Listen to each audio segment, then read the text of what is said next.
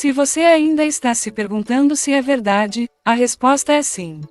É literalmente mate em 130 lances para as brancas, mas isso não chega nem perto da maior sequência de cheque-mate já inventada, com 290 lances.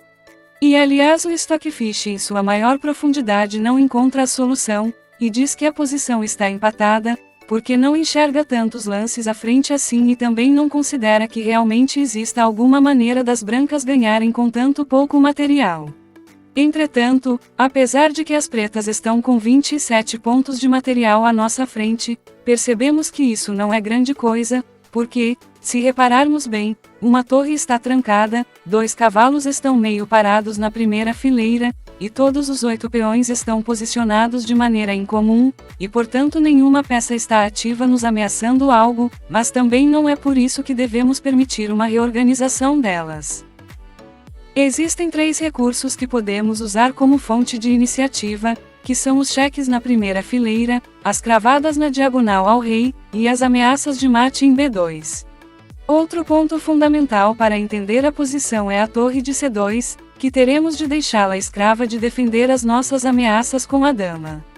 Precisamos começar com algo forçado, até porque iniciar a sequência com uma cravada permite que as pretas ativem seus cavalos, e também não temos tempo para capturar o bispo de A4 pelo mesmo motivo, e portanto, dama D1 é correto.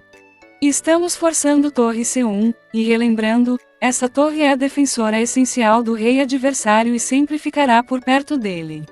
Não podemos capturar o bispo novamente, pois isso permitiria um cheque da torre, e é por esse motivo que queremos muito jogar dama D2, porque é um lance perfeito que ameaça mate em B2 e controla o cheque de C3.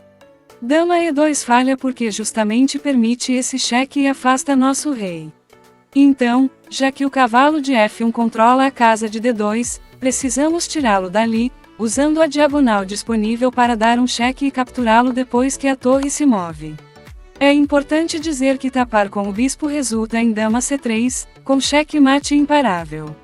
E assim, com o acesso à casa de D2, acabamos de obter uma maneira de ameaçar mate em B2 e impedindo torre C3 cheque, para forçar o movimento da torre e conseguir mover para a outra coluna ao lado, que possibilita cheques pela mesma diagonal cruzando com a diagonal até H1, para capturar o outro cavalo. Agora voltamos para E4 e entramos na parte principal do problema, que é a triangulação. Triangulação é sinônimo de uma manobra em que você para na mesma casa de onde começou e gasta um tempo, forçando um lance do oponente. E nesse caso, devemos entregar os tempos gastos para os 5 peões da coluna H, para fazê-los avançar e promover, até que todos desapareçam e não reste nenhum lance bom. Então, para isso, é necessário fazer uma manobra e terminá-la na casa em que estamos, E4, que é o único lugar que controla, a diagonal do rei preto, a diagonal até a casa de promoção dos peões, e não deixa o rei escapar para C1 por causa de mate. Se você quiser pausar e tentar achar essa manobra correta de triangulação, fique à vontade.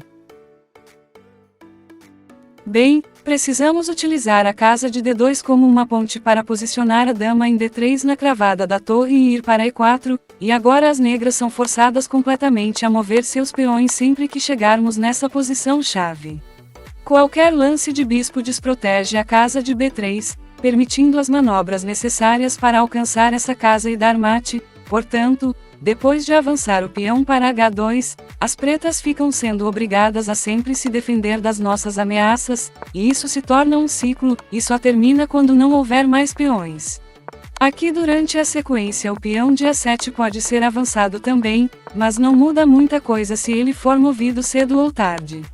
Enquanto os peões vão promovendo e sendo capturados, deixe a sua curtida para retribuir o valor desse problema fascinante que estou trazendo.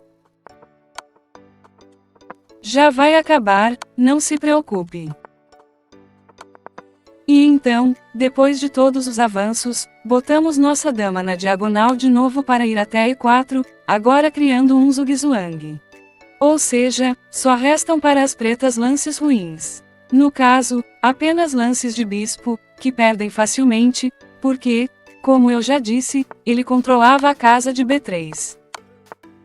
E se por acaso ele for para B3, Temos mate em 4, que você mesmo consegue achar. Sim, é a mesma manobra de antes, apenas capturando o bispo, e se o bispo cobrir o cheque, temos dama C3 com cheque mate em seguida.